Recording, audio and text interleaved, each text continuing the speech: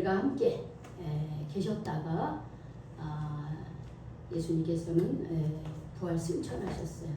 부활 승천하시면서 그들에게 분부하신 말씀이 있어요. 그게 뭐냐면 너희들은 예루살렘을 떠나지 말고 내게서 들은 바 하나님 아버지께서 약속하시는 것을 기다리라 그랬습니다. 하나님 아버지께서 약속하시는 것이 뭐냐면 성령이에요. 성령을 기다리라고 그렇게 말씀을 하시고, 그리고 주님은 신령한 몸으로 부활하셔서 제자들과 40일 계시다가 하나님 우편에 승천하셨습니다. 예수님이 그렇게 떠나고 나서 제자들은 그들은 흩어지지 않았어요. 그들은 흩어지지 않고 그들이 다시 마가의 다락방에 모였습니다. 마가의 다락방에서 모여서 뭐 했느냐? 그들이 마음을 모아 함께 오로지 기도하는 일에 힘썼다 그랬습니다. 그들이 예수님이 십자가에 못 박히실 때는 다 흩어졌습니다. 그러나 부활하신 예수님을 만나고 나서부터는 그들은 더 이상 숨어있지 아니하고 그들은 더 이상 흩어지지 아니했습니다. 그들은 예수님의 약속의 말씀을 믿고 그들은 한 곳에 모여서 그들은 오로지 기도하기에 힘썼습니다. 그렇게 기도하기를 힘쓴 지 열흘 만에, 즉 오늘 말씀에 보면 오순절날이 이미 그 이름에 그들이 다 같이 한 곳에 모였다 그랬어요. 다 같이. 그러면 어디에 모였느냐? 마가의 다락방에 12제자와 그리고 120명의 성도들이 마가의 다락방에 모여서 그들이 같이 마음을 모아 한 곳에 모였습니다. 여러분, 이들이 그냥 모인 것이 아니라 예수님의 약속의 말씀을 믿고 그 약속의 말씀을 믿고 모였습니다. 그래서 우리가 그 모임에 모였을 때 어떤 마음이어야 되느냐라고 하는 것을 잘 보여주고 있습니다. 오늘 우리가 이 자리에 모였습니다. 우리는 왜 모였죠? 말씀 드리러. 그래, 예배 드리기 위해서 온 거예요. 말씀 듣기 위해서 온 거지. 예배 속에 찬양이 있고 기도가 있고 말씀을 듣는 거예요. 또 우리의 감사의 고백이 있는 거예요.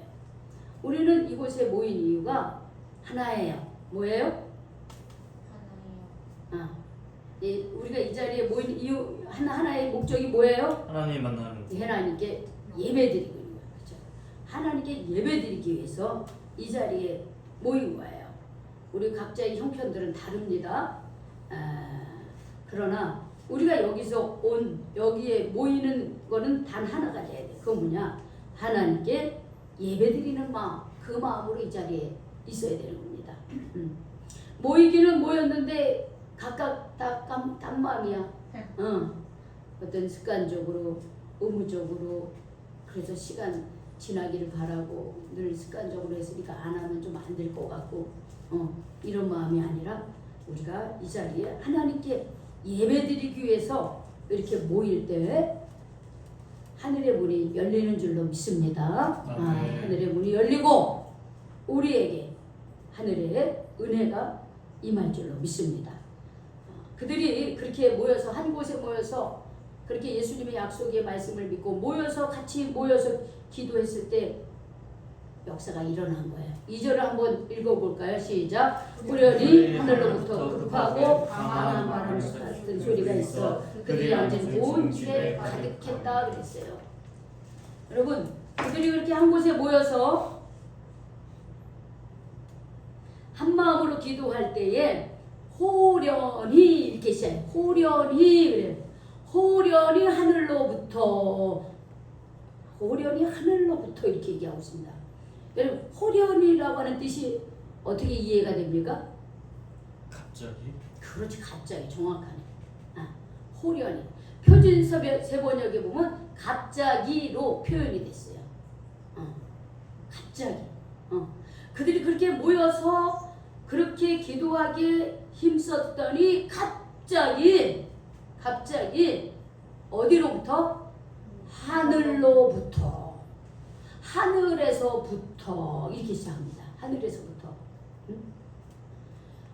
여러분, 우리는 하늘에서부터 은혜를 받아야 사는 사람들이에요.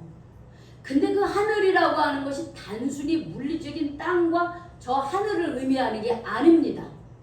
여기서 하늘은 누구를 가르치는 거예요? 하나님이다. 하나님을 가르치는 거예요. 하나님을 가르치는 거예요. 우리는 하나님의 은혜를 입어야 사는 사람들이에요. 하나님의 은혜를 입지 않으면 인생이 재미가 없어요, 여러분들. 하나님의 은혜를 입지 않으면 삶이 두렵고 떨려요. 하나님의 은혜를 입어야 하루하루가 평탄하고 하루하루가 감사할 수 있는 거예요. 그래서 예수님도 이런 말씀을 하셨어요. 예수님이 뭐라 그랬냐면 나는 하늘에서부터 왔다 그렇게 얘기했어요. 예수님이 나는 하늘에서부터 왔다 그랬어요. 하늘에서. 즉 하나님이 나를 내보냈다는 거예요. 이 세상에. 그러면 왜 내가 이 땅에 왔느냐? 내 뜻을 행하려고 하는 것이 아니요 나를 보내신 하나님의 뜻을 행하려 함이라. 그러면 나를 보내신 하나님의 뜻은 무엇이냐? 이 세상에 많은 잃어버린 영혼들을 한 명이라도 더 구원하기 위해서 마지막 심판 때에 구원받게 하는 것이 예수님이 이 땅에 오신 목적이다 이렇게 얘기했습니다. 그러면서 우리에게 뭐라냐면 너희가 그리스도와 함께 살리심을 받았으면 위의 것을 찾으라. 위에 누게 거기에는 그리스도께서 하나님 우편에 앉아 계신다 그랬어요. 그래서 우리는 이 땅을 살지만은 우리는 하나님을 바라보며 살으라고 이렇게 얘기했습니다. 이 땅에 살지만 이 땅에만 속한 백성이 아니라 우리는 어디에 속한 백성이에요? 하나님께 속한 하늘의 사람인 거예요. 땅의 사람이 아니고 하늘에 속한 하나님께 속한 하나님의 사람이에요. 그렇기 때문에 우리는 하나님이 주신 은혜를 맛봐야지 우리는 삶이 의미가 있는 거예요. 하나님의 은혜를 경험해야지 우리가 신앙생활하는 것이 의무와 책임만이 아니라 하나님의 은혜를 맛봐야지 교회에 오는 것이 기대가 되고 예배드리는 것이 정말 기쁨이 될 수가 있는 거예요. 오늘 시간 하늘의 은혜를 맛보시는 우리 모두가 되시기를 축복합니다. 아멘. 갑자기 하늘에서부터 급하고 강한 바람 같은 소리가 있다. 갑자기. 여러분, 갑자기 하나님의 뜻은요, 갑자기 이루어집니다. 갑자기. 그런데 사실은 우리의 입장에서 볼 때 갑자기 이루어지는 것이지 하나님의 뜻에서 보면 갑자기 이루어지는 게 아니에요. 여러분, 이스라엘 백성들이 이집트에서 430년 동안 노예 생활할 때 그들이 430년 뒤에 그들이 출애굽을 할 길로 그들이 해방을 맞이할 거를 그들이 알고 있었습니까? 아니에요. 몰랐어요. 다만 그들이 하는 건 뭐냐면 하나님께 울부짖는 일이었어요. 하나님께 부르짖는 살려달라고 그 얘기만 했어요. 그런데 하나님은 그런 이스라엘 백성들의 그 울부짖는 소리를 듣고 누구를 준비하셨을까요? 모세를 준비하신 거예요. 모세를 준비해서 80년 동안 모세를 훈련시키고 난 다음에 마침내 모세를 보내서 이집트로부터 이스라엘 백성들을 해방시키는 역할을 합니다. 그러니까 우리가 볼 때는 갑작스러운 거지만 하나님의 입장에서는 갑작스러운 게 아니라고 하는 거예요. 하나님은 차근차근 준비하고 계시는 거예요. 그런 노아의 홍수 때도 마찬가지죠. 창세기 6장에 보면은 노아 홍수 때 하나님이 준비한 한 사람이 있습니다. 그렇죠. 노아죠. 노아의 창세기 6장에 보면 참 이런 말씀이 있어요. 하나님이 이 세상에 사람 만드신 것을 한탄했다 그랬어요. 하나님께서 당신의 형상을 따라 사람을 만들었는데 그 맨 처음에 사람 아담이 하나님을 거역하고 죄 짓는 자리에 있으면서 그 이후로 수많은 사람들이 하나님을 어떻게 해요? 거역하고 죄 짓는 자리에 있었던 거예요. 하나님의 형상을 따라 지음받은 존재들이 하나님을 무시하고 하나님을 믿지 아니하고 내 마음대로 내 뜻대로 사는 하나님이 세상을 보면서 야, 내가 사람 만드는 것을 너무나 잘못했거나 이렇게 한탄했다고 그렇게 기록이 돼 있어요. 그런데 그 중에 딱 한 사람 누구요? 노아만이 하나님 마음에 합한 사람이었어요. 그래서 하나님은 노아를 통해서 노아의 방주를 만들게 하시죠. 그런데 산에다가 그 노아 방주를 만듭니다. 그 말이 되는 거예요. 방주를 만들면 바닷가에 되네. 하나님이 시키는 대로 하는 거예요. 그리고 어떻게 해요? 40일 동안 밤낮으로 비를 내리십니다. 그게 노아의 홍수입니다. 근데 그때까지만 해도 언제 비가 올지, 언제 주님께서 홍수로 하나님께서 심판할지 아무도 몰라. 다만 어떻게 해요? 하나님의 뜻에 순종한 노아 한 사람을 통해서 그 가족과 더불어 동물. 그럼요. 동물들이 어떻게 해요? 그 노아의 방주에 들어감으로써 마침내 비가 내리기 시작해서 40일 동안 비를 내리는 노아의 홍수 심판 때에 하나님 노아 한 사람을 통해서 그 가족을 구원해 내셨다라고 하는 거예요. 그러니까는 자, 근데 그때만 해도 사람들은 어떻게 다 시집가고 장가가고 논사고 밭사고 일하러 가고 다 그랬다는 거예요. 아유 이렇게 멀쩡한데 뭔 비가 와. 아니 이렇게 과학이 발달했는데 무슨 마지막 날이 와. 이런다는 거예요.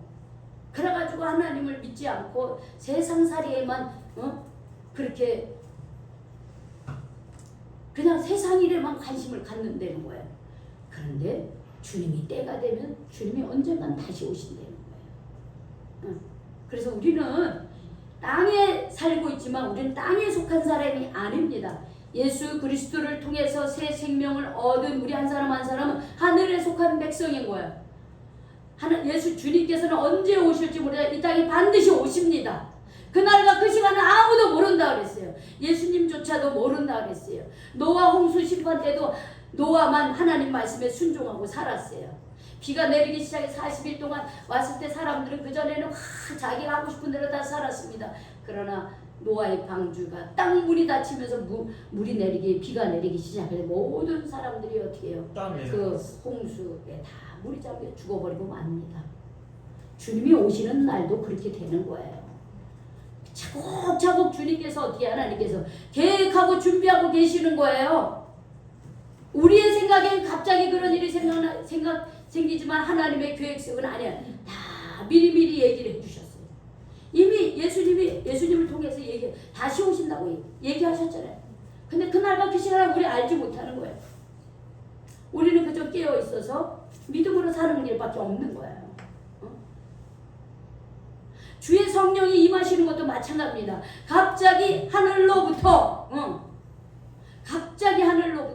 그런데 갑자기 하늘로부터 주의 성령이 임하는 것은 그냥 저절로 되는 것이 아니라 이미 12제자들과 주를 따르는 사람들이 예수님의 약속의 말씀을 믿고 성령을 보내주시겠다는 그 약속을 믿고 그들이 모여서 어떻게 하고 있었어요? 미리 마음을 모아 오로지 기도하는 일에 힘썼다 그랬어요. 그들이 한 마음 한 뜻으로 성령 임하시기를 기도했다라고 하는 거예요. 기도하는 가운데 어떻게 해요?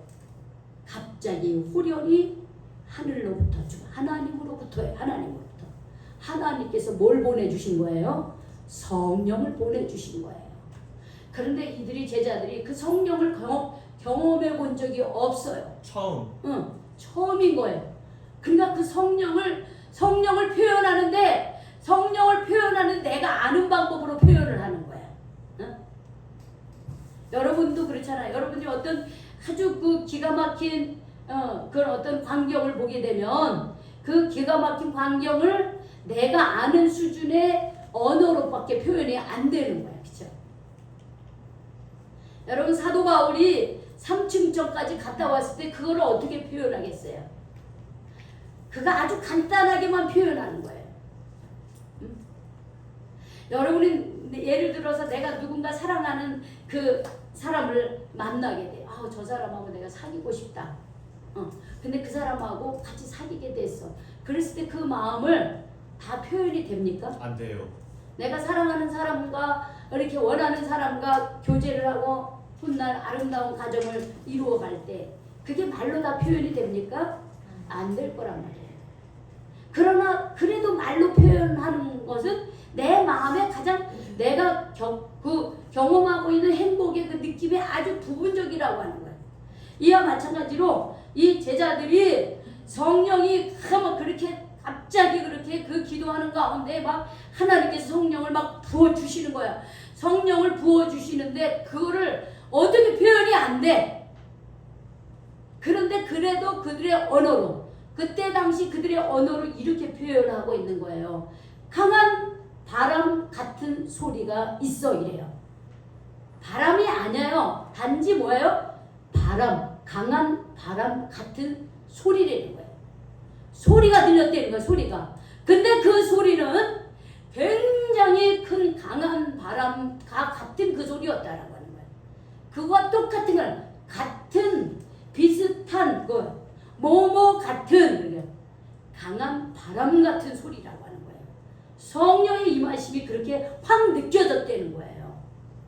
여러분 우리가 바람이 엄청나게 불어올 때 여러분 그 느낌 받아본 적 있으세요? 그렇죠? 무섭죠. 여러분 저기 북한산에 100군데 올라가가지고 바람이 강한 바람이 불어보세요. 떨어져 나갑니다. 잘못했다가는요. 바위 위에 있다가는 그냥 불러 떨어져요. 바람이라고 하는 것은 그런 어떻게 강력한 어떤 에너지와 힘이 있다는 거야. 즉 이 사람들이 그 성령을 체험하는데 그런 느낌이었다는 거야. 그런 느낌이었대요. 강한 바람 같은 소리가 확 들리는데 그게 그들이 앉은 온 집안을 가득 채웠다라고 하는 거예요. 그들은 그것을 피부로 느낀 거예요. 그리고 그게 또 뭐와 같아요? 마치 불의 혀처럼 갈라졌는데 그 불의 혀처럼 갈라지는 것들이 그들에게 모여있는 각 사람 머리 위에 어떻게 했어요? 다 임하여 있다라고 하는 거예요. 그들이 영안이 들리는 거예요. 영의 마음이 열리고 영의 눈이 열리니까 그게 보이는 거예요. 그게 보이는 거예요. 그게 강한 바람 같은 어떤 그런 소리가 막 임하더니 마치 불의 혀처럼 갈라지는 불꽃들이 각 사람 머리에 다 활활 타고 있었다는 거예요. 그거를 성령의 불이라고 합니다. 성령의 불. 여러분 불타는 거 보셨죠? 네. 여러분 불타는 걸 보면 혀처럼 이렇게 막 활활 타요. 근데 그들이 볼 때 꼭 그런 불처럼 그렇게 불의 혀처럼 그런 성령의 불이 각 사람 머리 위에 다 임했다라고 하는 거예요. 그 성령의 불이 임했다는 거예요. 여러분 강한 바람 같은 소리, 바람 그리고 그 불이 의미하는 건 뭐냐면 권능을 말하는 겁니다. 여러분 사도행전 1장 8절에 보면 이런 말씀이 있습니다. 오직 성령이 너희에게 임하시면 너희가 뭘 받는다 그랬어요? 권능을 받는데 다이너마이트와 같은 권능을 받는 거예요. 권능을 받아서 막 나가가지고 하나님이 살아계신 걸 증거하는 거예요. 주님이 내 안에 있어가지고 마음이 막 불붙듯이 뜨고 막 열정이 막 넘쳐. 그래서 복음을 증거할 수 있는 그런 사람이 될 수 있다는 거예요. 의기소침했던 사람이 담대하게 말을 하고요. 용감하게 얘기를 하고요. 별 볼 일 없는 사람 같은데 너무나 그 사람이요. 성령이 임하니까 막 똑똑해지고요. 지혜로워지는 거예요. 뭐. 지식이 많아지는 게 아니라 지혜로워지는 거예요. 성령이 임하면 그런 역사가 일어난다라고 하는 거예요. 아까 우리 성혁이가 호연이가 무슨 뜻이냐 이게 갑자기라고 하는 표현을 썼는데 제가 깜짝 놀랐어요. 아 성령이 함께 하는구나. 우리 성혁이가 성령이 함께 하니까 어떻게 해요? 그런 지혜가 딱 떠오르는 거예요. 그거를 뭐 내가 가르쳐 준 적도 없잖아요. 성령님이 함께 하시면 지혜로운 사람이 되는 거예요. 성령이 함께 하니까 우리 준혁이가 또 이게 오잖아. 주님 앞에 나오잖아. 그러면 성령님이 우리와 함께 하는 건 많은 여기에 보면 막 바람 같은 소리, 불 같은 그런 역사가 있지만 우리가 주님 앞에 나오고 있다는 것이 성령이 우리와 함께 한다는 증거인 줄 그렇게 여러분 믿으시기 바랍니다. 아멘. 성령님이 우리와 함께 하시는 거예요. 이런 바람 같은 능력, 불 같은 이 뜨거움, 이 열정, 주님을 향한 마음, 그 마음이 막 우리 안에 막 이렇게 불타올라요. 그게 성령이 함께 하시는 거예요. 요즘에 우리 전도할 때 예전에는 쭈뼛쭈뼛했죠. 요즘은 어떻습니까? 담대해지죠. 그게 뭐예요? 성령이 나와 함께 한다는 증거예요. 성령이 우리와 함께 한다는 증거입니다. 이제는요 하나도 부끄럽지도 않고요 하나도 두렵지도 않아요. 왜? 성령이 우리와 함께 하시기 때문에 그렇습니다. 응? 성령이 우리와 함께 하시면 성령님이 나를 통해서 일하는 거예요. 그리고 성령이 임하니까 어떤 현상이 일어났습니까? 4절에 한번 봅시다. 시작. 그들이 다 성령의 충만함을 받고 성령이 말하게 하심을 따라 다른 언어들로 말하기 시작합니다. 이게 뭐냐? 방언이에요. 쉽게 말하면 소위 말하면 방언. 제가 수요일마다 여러분들 위해서 기도할 때 제가 간혹 방언을 여러분 방언으로 기도할 때가 있습니다. 아, 내가 방언으로 기도해야지 해서 기도가 되는 게 아니에요. 그냥 기도하다 보면 방언으로 기도가 나면 그냥 그렇게 기도하는 거예요. 이 방언은 우리나라 말로 표현하면 사투리라는 말이에요. 사투리. 응? 우리가 저기 제주도 말 그 사투리 있으면 못 알아들어요. 제주도 사람만 알아들어. 통역을 해줘야 돼. 하나님과 나 사이에 방언이, 하나님과 나 사이에 사투리에. 그래서 하나님과 나는 아는데 다른 사람들은 알아들어요? 못 알아들어요. 그러니까 방언은 하나님과 나와의 언어라고 하는 거예요. 응? 하나님과 나와의 언어. 하나님과 소통하는 거예요. 근데 더 희한한 건 뭐냐면 이렇게 방언을 하는데요. 이게 5절에 보면은 이런 말씀이 있습니다. 자, 뭐 5절에 읽어보세요. 시작. 그때 경건한 유대인들이 천하 각국부터 와서 예루살렘에 머물러 있었어요. 그런데요, 그 사람들이요, 다 아니고, 자, 8절, 9절 한번 읽어봅시다. 시작. 우리가 우리 각 사람이 난 곳 방언으로 듣게 되는 것이 어찌 됨이냐? 우리는 바데인, 메데인과 엘람인과 또 메소포타미아의 유대와 갑바도기아, 본도와 아시아. 그리고 거기 축축축 나와요. 여러 지방이 나와요. 그런데 그들이 그 방언을 어떻게 했다는 거예요? 자기네 말로 어떻게 해요? 알아들었다는 거예요. 희한하죠? 이게 무슨 말일까요?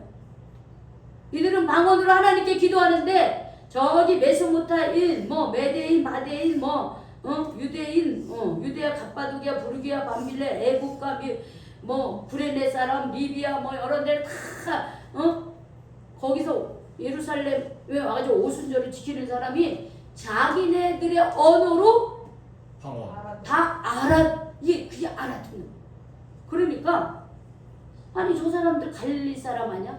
근데 저 사람은 어떻게 메데 언어를 하지? 이집트 언어를 하지?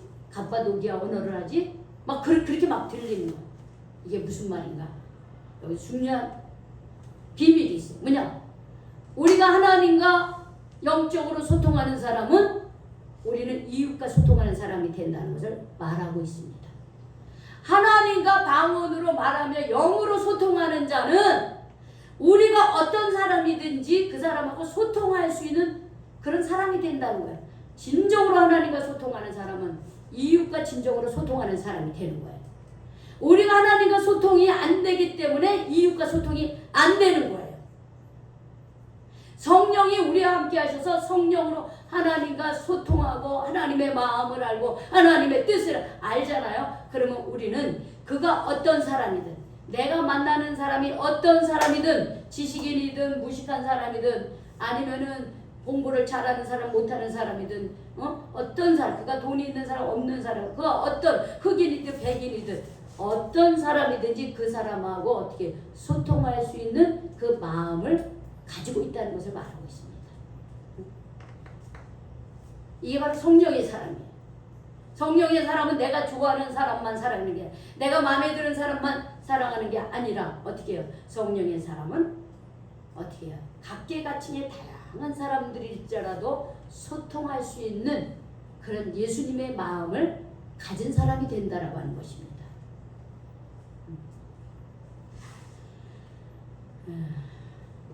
오늘 성령 강림절기에 이 초대교회 성도들은 이렇게 강력한 성령의 임하심을 체험을 했습니다. 이후로부터 이들이 초대교회가 시작이 된 거예요. 이후로부터. 자, 그렇다고 한다면 교회라고 하는 것은 뭐가 임하는 곳입니까? 성령이 임하시는 곳이에요. 교회는 하나님으로부터 어떻게 해요? 성령이 임해서 성령이 충만한 곳이 돼야 되는 거예요. 사람들이 모이면 함께 모여 기도하고 성령 충만함을 사모해야 되는 사람들입니다. 하나님과 소통하고 이웃과 소통하는 사람들, 하나님의 뜨거운 그런 어떤 성령의 권능을 체험하는 사람들, 성령이 임하셔서 마음에 하나님을 향한 뜨거운 마음과 인간을 향한 뜨거운 사랑을 가진 사람들, 이게 바로 성령의 사람들입니다. 그럴 때 성령이 그렇게 임할 때 우리는 신앙생활하는 것이 의무적이고 책임만이 아니라 정말 교회가 오고 싶고 교회에 들려서 기도하고 싶고 내가 어떻게 하면 내가 이 교회가 제대로 되기 위해서 내가 어떻게 헌신할까 이렇게 생각할 수 있는 사람이 된다는 거예요. 그래서 저는 앞으로 우리 교회가 이런 교회 되기를 소망합니다. 아멘. 이런 교회가 돼서 정말 성령이 역사하는 교회, 성령의 충만함이 넘치는 교회, 하나님이 귀에 쓰시는 교회, 죽어가는 사람이 살아나고 귀신이 물러가고 병마가 떠나가고 좌절됐던 사람이 소망을 갖고 꿈이 없는 사람이 꿈을 갖고 그런 성령 충만함의 역사가 우리 교회에 일어날 수 있기를, 모이면 기도하고 흩어지면 하나님의 뜻대로 사는 저와 여러분이 되는 그런 교회가 되시기를 주님의 이름으로 축원합니다. 아멘. 축원합니다. 아멘. 기도하겠습니다. 하나님, 초대교회가 예수님의 약속의 말씀을 믿고 모여서 함께 기도했다고 했습니다. 그들의 상황은 두렵고 어려운 상황이지만 그들은 더 이상 그런 상황에 얽매이지 아니하고 부활하신 주님을 바라보면서 예수님이 약속한 그 말씀을 믿고 그들은 함께 모여 기도했다고 했습니다. 주님, 그때 후련히 하늘로부터 급하고 강한 바라 같은 소리가 마치 불의 혀처럼 갈라지는 그 성령의 임하심이 그들에게 있었고 그들이 방언을 통하여 하나님과 소통하고 이웃과 소통하는 사람이 될 수 있었던 것처럼 주님, 저희들도 하나님께서 우리에게 하늘의 문을 열어 주시사 모이면 기도하고 찬송하고 예배드릴 때에 주의 성령의 역사가 우리 가운데 강하게 임하게 하여 주시옵소서.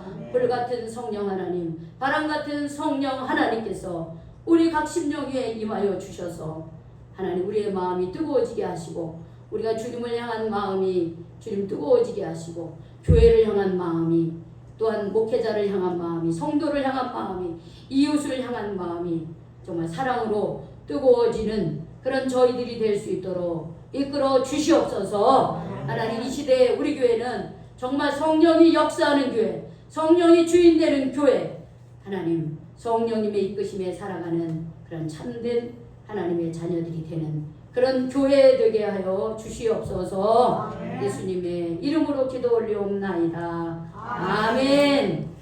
우리 찬송